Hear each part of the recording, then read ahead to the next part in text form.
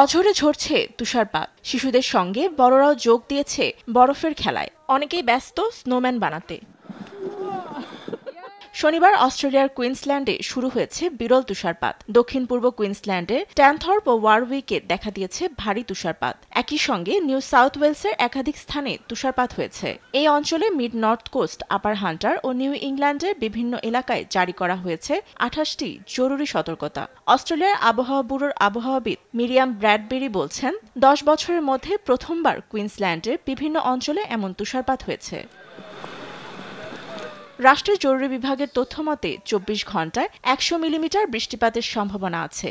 এরই মধ্যে স্থানীয় ও দর্শনার্থীরা উপভোগ করছেন বরফে ঘেরা শহরে সুন্দর সময়। অনেকে ব্যস্ত ছবি তুলতে, কেউ কেউ বাড়ির উঠোনেই ধারণ করছেন সেই মুহূর্ত। এটি আসলে অসাধারণ অভিজ্ঞতা।